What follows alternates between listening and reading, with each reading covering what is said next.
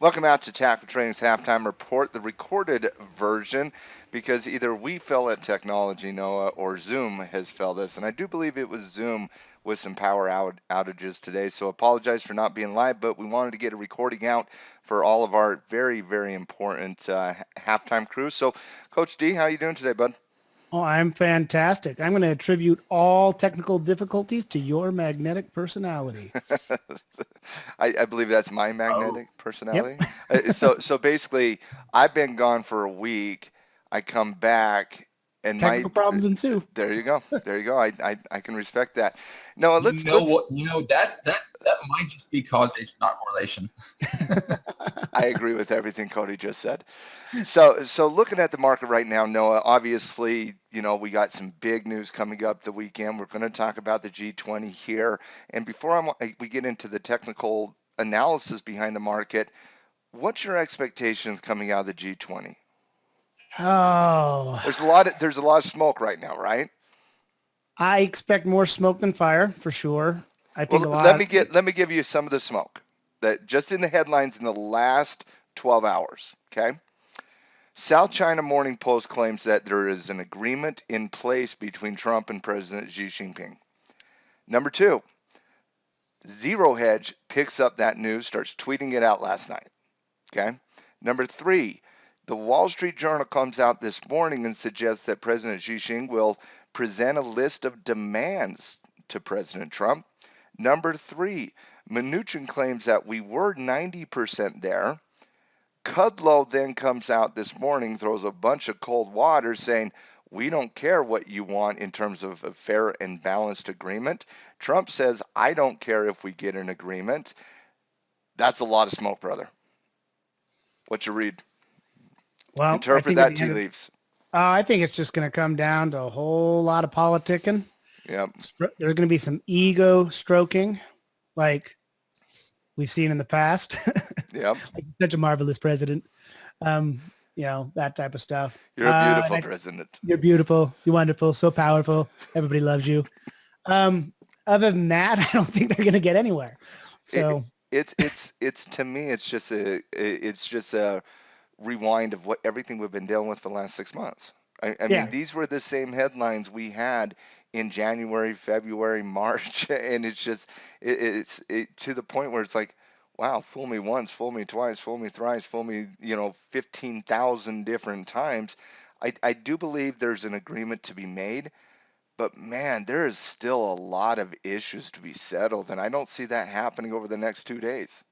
yeah, no, I think this is going to take years to iron out, and it's going to be something we're talking about a year, 2, 3 from now.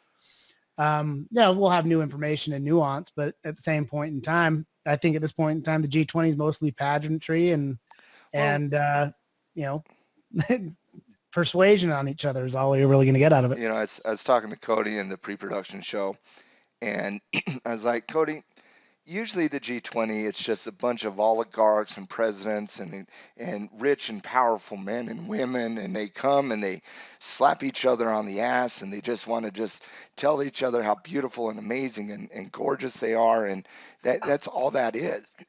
But there does seem to be a lot more riding on this one from a market participation perspective. If Writing or writing, like either people one, commenting on it incessantly, either or just one, either either one, one. go with either one. But how does the market respond, in your opinion, to a no-deal Chinese coming out of the G20? I think it could be a catalyst for a small correction down. Could lead to something bigger.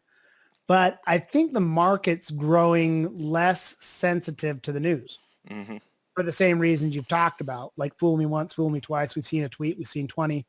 Um, the effectiveness of that stuff, I think, is dropping. If there is something, headline worthy, then I think the market responds, dramatically. But if it's just like, we're getting closer to the deal, people are like, yeah.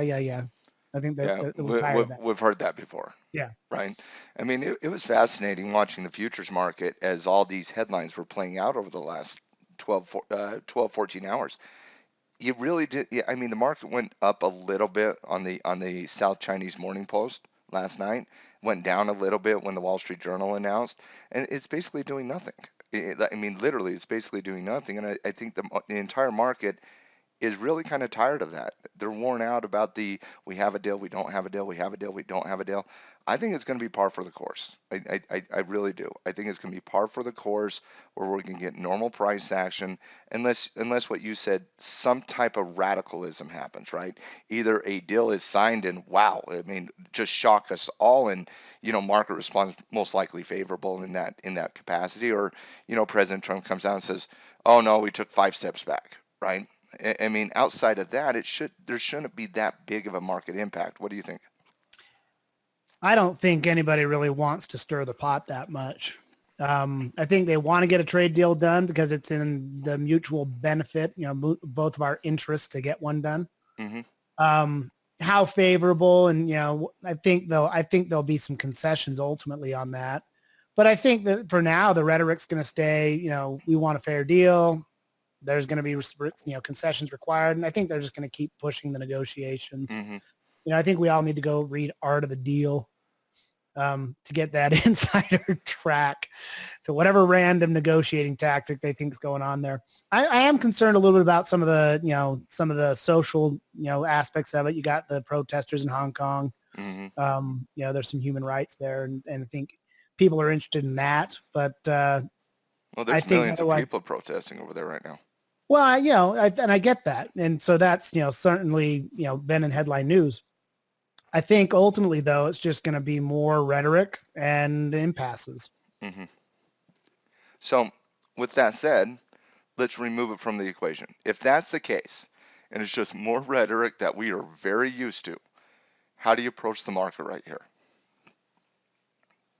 Well, that's a good question. Technically, you don't chase after the news. You follow your core technical rules. Position sizing, stop loss. Have a hedge ready. Make sure your portfolio is laid out the way you want it, so that you're not overly susceptible to some of the markets that could be affected. We've seen a lot of commodity prices rising.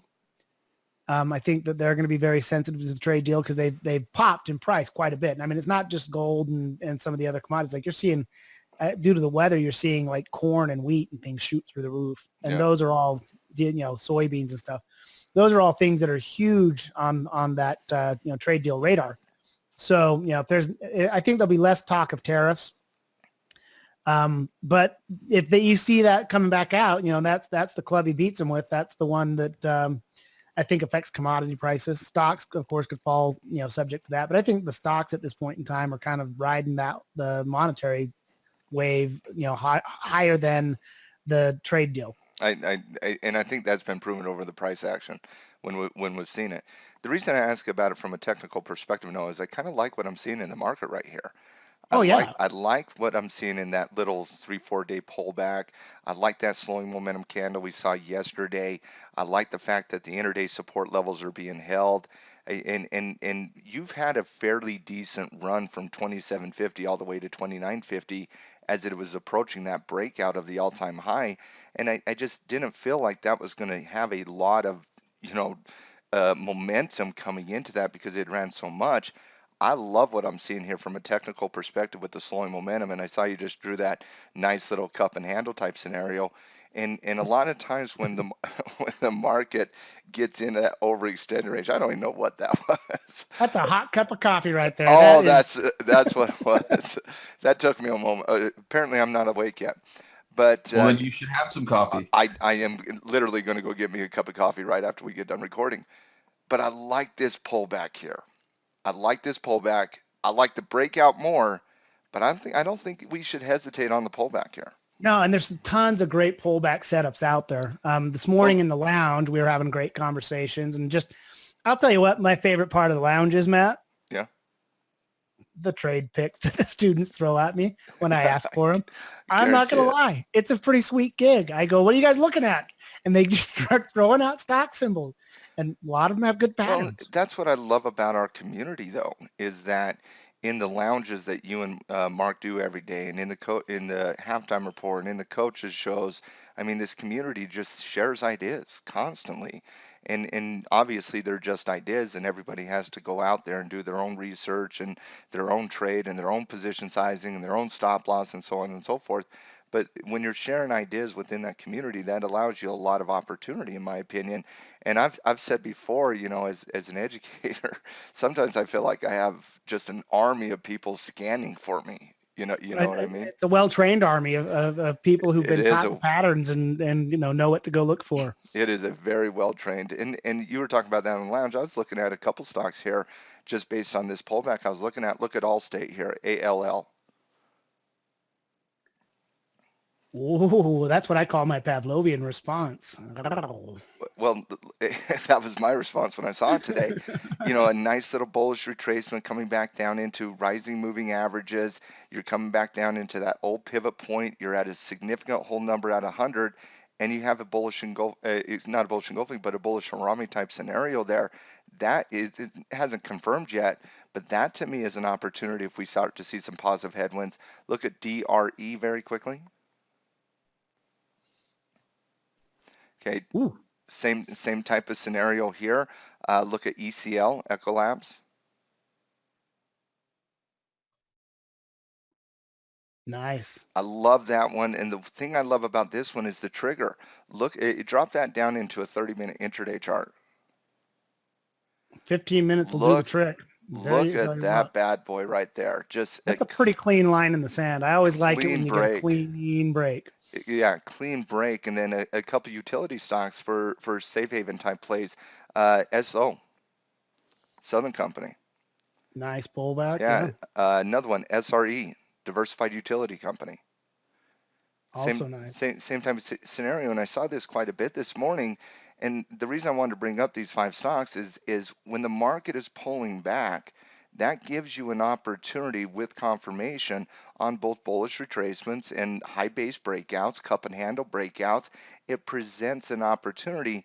And yes, maybe people want to wait a little bit to see some news coming out of tomorrow with the G20, or maybe they want to wait till Monday to get all of the news cycle coming out over the weekend. But I do believe when the market does come back down, even just a little bit, I mean, we're not talking about crazy volatility in the market this week, but when the market has these simple pullbacks, that does represent some opportunity. Oh yeah, absolutely. I had a few more candidates thrown out there in the lounge that I thought were pretty. Check out Costco, shallow pullback into the rising nine. Little flag pattern. Oh yeah. Check out. Well, look on Costco very quickly. Yeah. Drop that down into that intraday chart, and you're going to be able to drive fairly clean intraday 30-minute, 15-minute type breakdown, and you're starting to confirm out of that. Yeah, you're right there. Absolutely. I mean, that's a beautiful pattern on Costco. Yeah, they threw out Home Depot. Nice little snapback pullback. Confirmation hammer. Love it. AMD down. Ooh, AMD finally wants me to trigger. Yes, it does. I haven't pulled the trigger on AMD yet, but that makes me want to. And then we've been joking around about waiting for our Lyft driver to show up. Listen, I was complaining to Cody earlier today. I was like, Cody, the only complaint I have is that I've been staring at Lyft for the last 7 days and it hasn't ran. It's like, finally, just stop me out or give me something. But I mean, if you were to tell me the one thing in the last week, Lyft would do nothing besides just hang out between 64 and 65, that'd be like, no way. It's either coming back down or it's going to go to 70, right?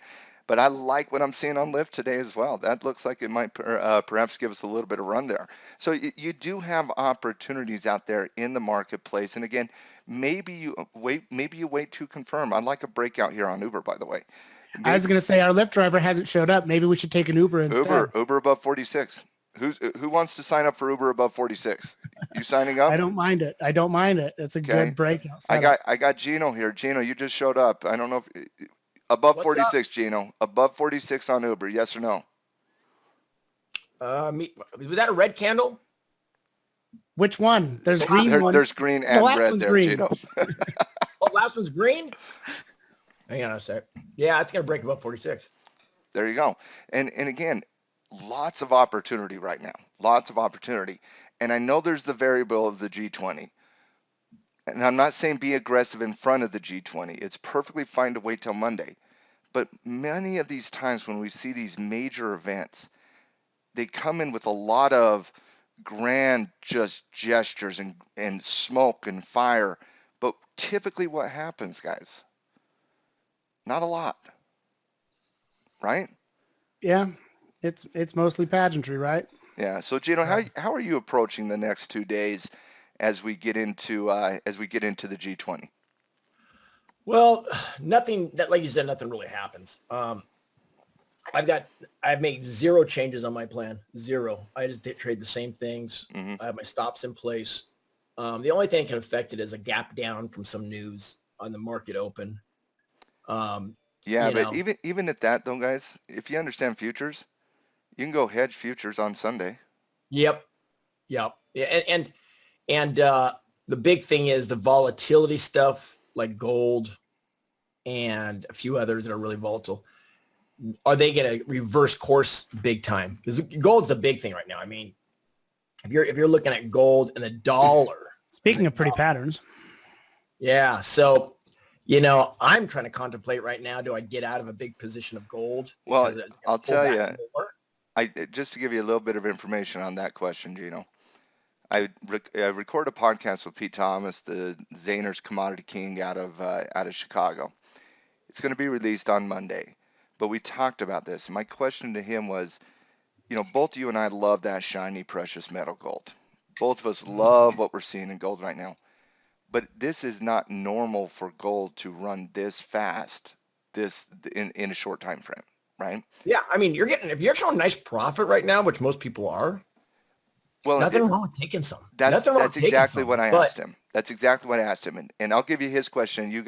I'll give you his response, and you guys tell me if you agree. What he is suggesting to his clients is pull half off right now and wait to see how this shakes out right around that's what I'm thinking. 1400.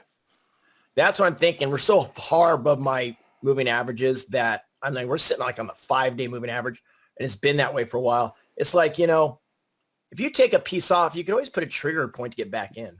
well, and like I don't doubt for a minute that it'll come back and retest that 1400 zone. I mean, if it pops up and runs to 1500, you'll see a pullback. Mm-hmm. Because there will be profit taking. And so, yeah, I think taking half off the table is always a smart idea because you can always get half back in. And we were talking short term, right? We weren't talking investors here, but guys, that break of 1370 by 1400 to me is very significant, though. Oh yeah, well, it's not only that, Matt. It's the break, and check out the volume on these futures contracts. Like they're spiking way above averages. So that's a strong sign. That's not low participation in a breakout. That's high participation, and that's what creates sustainable runs. And think about that high participation. And think about the importance. That's a 5-year trend at 1370. Yeah. 5 years. If that was a stock, guys, all of us would be like, yeah, that's a buy. That's a buy. It's overextended in the short term, but it's not overextended in the long term, in my opinion. No. And see, that's the thing is when you talk G20, what you're really talking about, it's a global event. Mm-hmm. 20 big nations, you got a global event. So it's going to affect things that are global. And right away, I think of gold, oil, commodities, the currencies, that first. So if you have positions in those, you got to protect them, especially if they, like I said, they're volatile like this. Usually things that are volatile to the upside end by being really volatile to the downside. And so if you're enjoying the volatility run up now, you want to get out before the volatility to the downside starts. Very seldom, Matt, you see things that are volatile to the downside turn around and be volatile to the upside. Well, they sometimes creep up. I totally agree and get what you're trying to say, but gold's not Tilray. Gold's not right. Beyond Meat. I mean, No. we're not talking about those same type of instruments. I'd be very surprised to see the volatility to the downside on gold that we saw to the upside in the last month. Bitcoin, on the other hand. Oh, that was now the other that one. One's a different one. Another global product.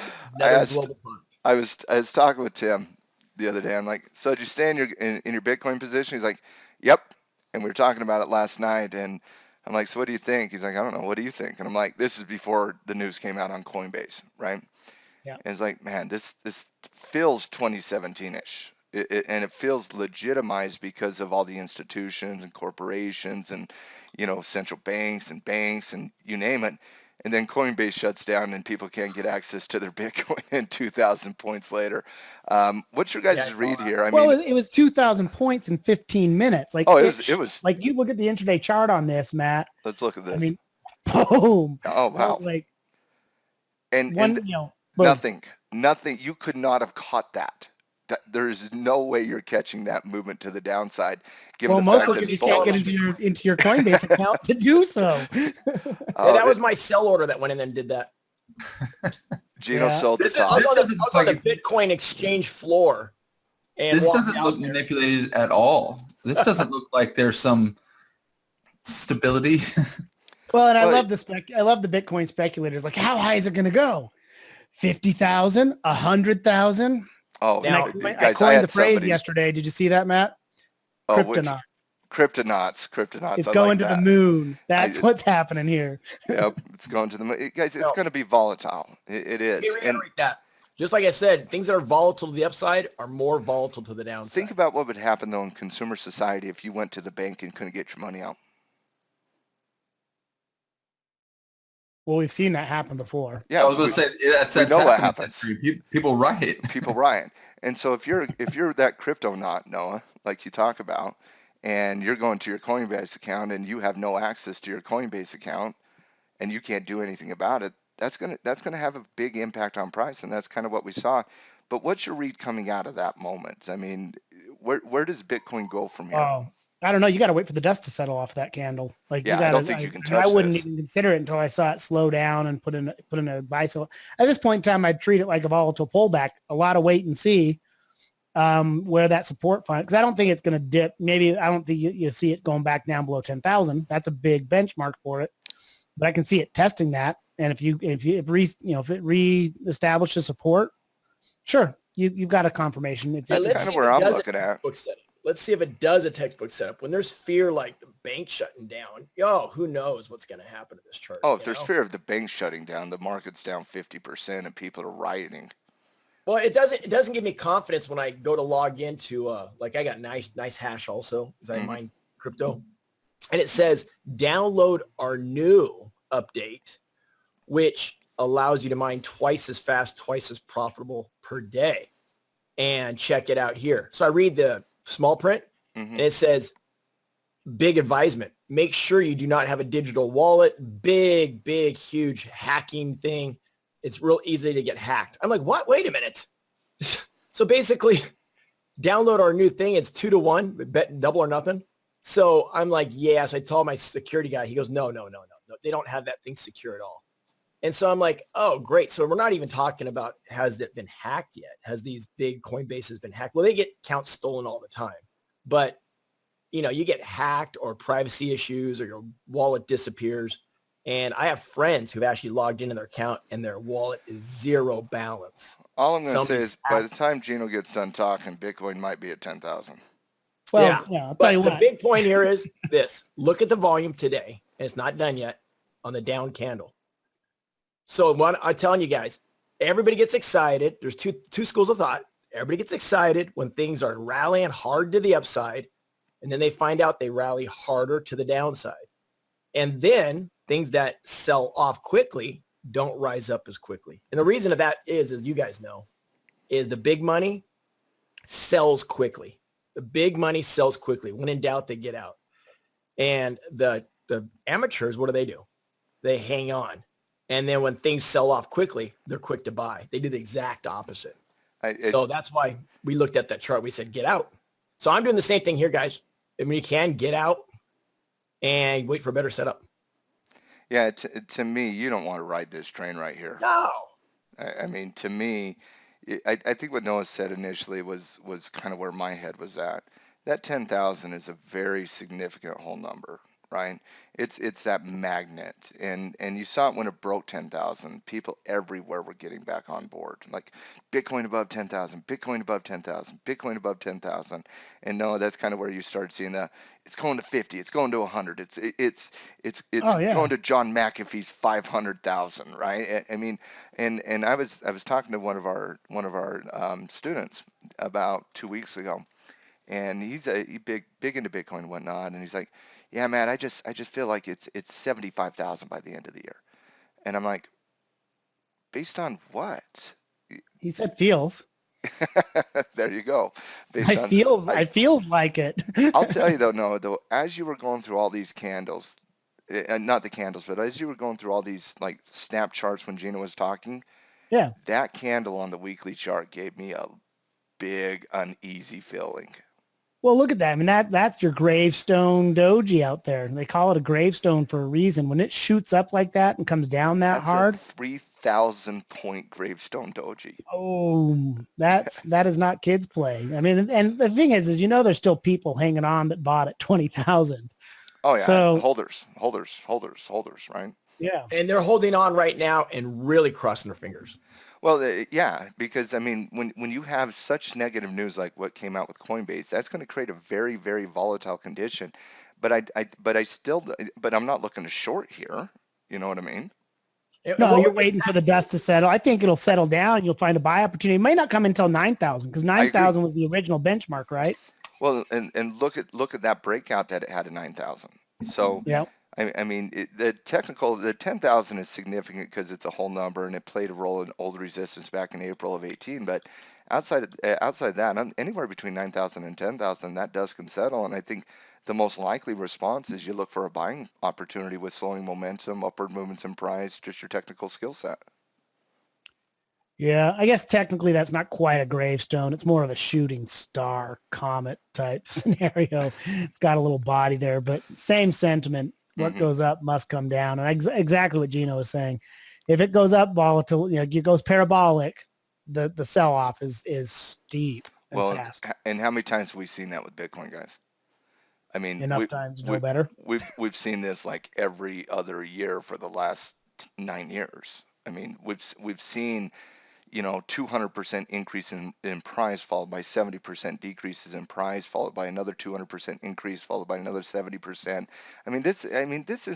This isn't anything abnormal for anybody that's known Bitcoin since 2013, 2014. So I just want to throw something out there. How fast do the cryptonauts scatter? They disappear again from Oh, Facebook and Twitter. the true holders. Yeah, they're gone. Yeah, the true holders, they're never getting out. But if No, you're no, I'm, talking I'm, about I'm the saying Warriors, are you talking the about the Warriors. Yeah, Warriors?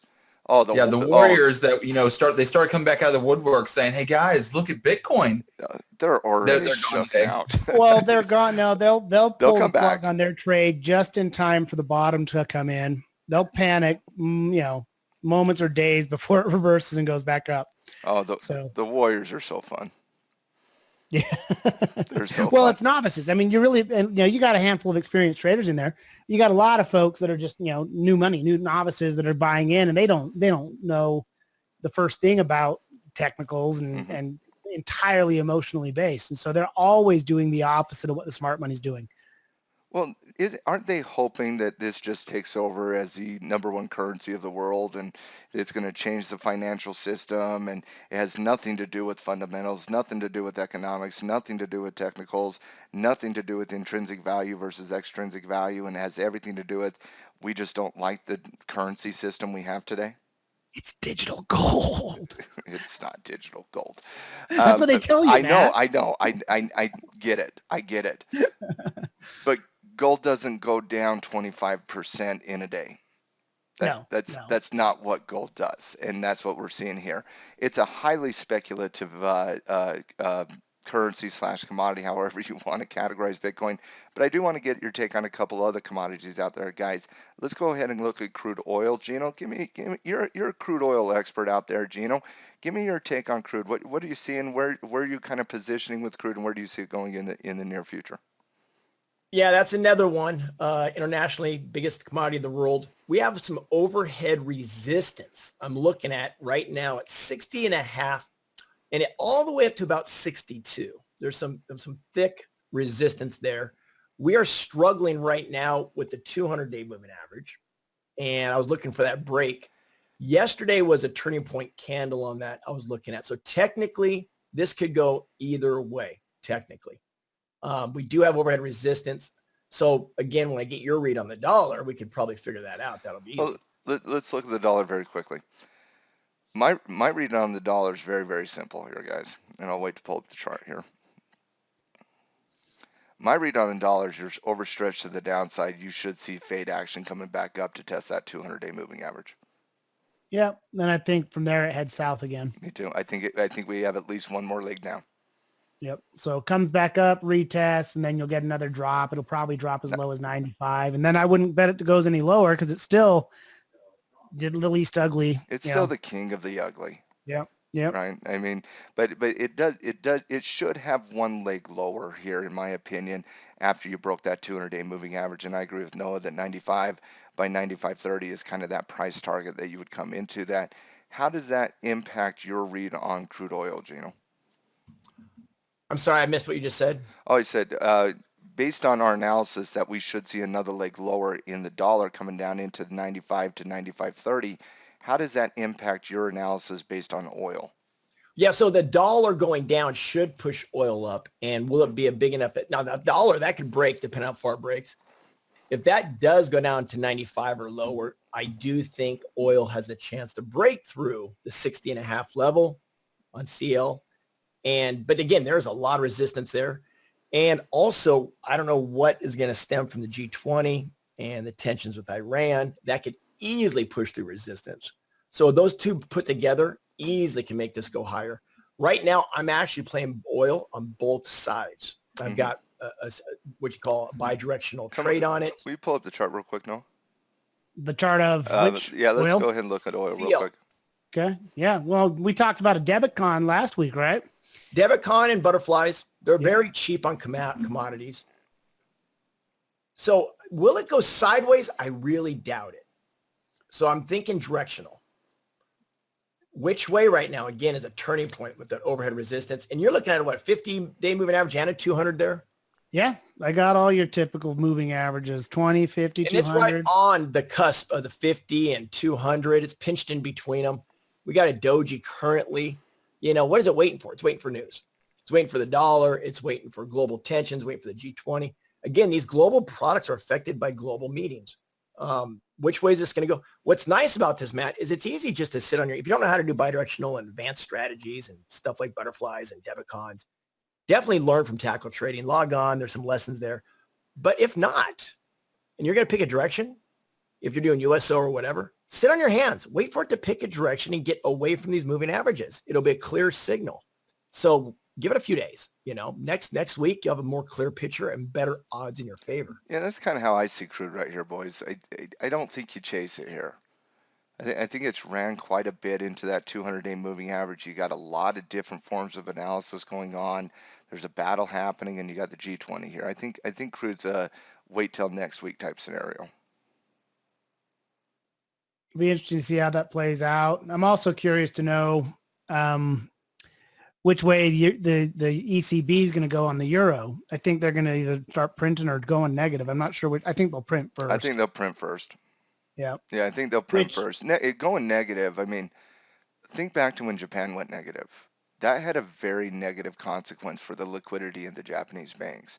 Because when they went negative, one of the reasons banks go negative at the central banking level is for people to pull their currency out of the banking system to spend it to create economic activity. Because when you go negative, you're starting to pay the bank to put your money in the bank, right? Right. And so what happened, though, is the Japanese pulled their money out of the bank, but they didn't spend it. They saved it under their mattress? Yeah, they saved it in other ways. And so I think when you're talking with the ECB and Draghi, if I know Draghi, and I think I do, I got a good handle on Omario. He prints first. He does more quantitative easing. He's got a little bit more ammunition than the Japanese do to do more QE then because the Bank of Japan owns like 90% of Japanese bonds, right? Right. The ECB they're not near those levels yet. By the way, the Americans, like the U.S. central bank owns 35% of U.S. debt right now. So the Japanese own like 90%. And I don't know the Europeans off the top of my head, but it's nowhere close to where Japan is. So before they go negative, which I do think they will go negative at some point in the next few years, I think they print first and do more QE first. Oh yeah, I think they'll be printing by September, October. It wouldn't surprise me in any capacity. Joggy loves printing money. It's a me, Mario. Last question I got, well, not last question, but the last thing I want to analyze here before we turn it out is Boeing. Boeing has some news today, and I want to get you guys' take on it. Oh, Boeing came out and basically they're not where they thought they were going to be with the MCAS system. More issues, more grounding. What's your read here, guys? Still above that 200 period moving average and above all the other key moving averages. But if it breaks those, I think it'll end up clearing the last support zone and heading south. I was pretty short on Boeing until it broke out, and negative news. I think they've got a long way to go before they're out of the woods. It could be months. It could be a year. I tell you, I was getting a little more comfortable coming out of the Paris air show last week. I was getting a little more comfortable. Start seeing orders come in, on the 737 Max plane. But the news of yesterday or the news I saw, last night, that just kind of we're going to see more of it, in my opinion. I think we got to wait for the FAA here. yeah. Yeah, exactly. And the sector is actually doing really good. Lockheed Martin's doing really good, but Boeing's got some bad news with those planes. And I had a big article. I don't want to get into it, but they got some headwinds. Did you guys see this one? This one came up in the lounge and made me, no, it wasn't CCH. What is, HHC, Howard Hughes Corporation. Check this out. What? Whoa. What happened? What was that news? Well, Oh, as far there as I was can big, tell, there were rumors of selling, but Did they switch all their money to Bitcoin? they must have. Did they come out with the cannabis infused cryptocurrency? They must have. They must have. Wow. That is. Or they got the spruce goose to finally fly. There you go, Howard Hughes. So Hey, The Aviator was a good movie. All right, guys, that's our show for today. Quickly, Go ahead, Cody, Gino. real quickly, is out in Hawaii. I just want to get your take on how are things going on in Hawaii with the news of Beth Chapman passing. I am not caught up on that, so I'll have to do my research and get back to you. Yeah, so just big news out there in Hawaii because I know they are living out there. That's Dog Chapman, the bounty hunter. Unfortunately, his wife passed last night. Passed from cancer. It's all over the news today. Did not hear about that. Wow. Yeah, and Tim's out in Denver, and that's where they're from. So I'm interested to see if you guys see anything. You haven't been out yet, right? You haven't been out, and you'll probably see something out there. I'm sure they're going to be all the news. I just wanted to put that shout out. Am I the only one that doesn't know who these people are? Dog the bounty hunter? Dog the bounty hunter? He moved out to Hawaii. His wife passed. Oh, I saw it on CNN, but I've never watched that show. You're hearing it here having first. 12 kids, you think they're from Utah. Well, that's might not be where I heard from because everybody has 12 kids around here. Par for the course. My parents didn't have cable. Oh, that's a great way to end the show there, Coach D. Guys, that's been the Halftime Report for June 27, 2019. Once again, sorry that we could not go live today. We did have some issues with Zoom, but we'll be back at it. Same time, same bad channel tomorrow. They're on the Tackle Trading YouTube channel. Make sure you're subscribing to the bell to get notifications when we do go live. And if you're part of Tackle Trading Pro membership, make sure you're getting out there and watching those scouting reports on Saturday. And I would be literally destroyed by the Women in Trading group if I didn't remind everybody to tomorrow night, Friday night, we're having another Women in Trading webinar for the great group from Emily, Rosemary, everybody that supports that Women in Trading group. So we're having another webinar tomorrow for Women in Trading. Make sure you attend that as well. We'll see you tomorrow.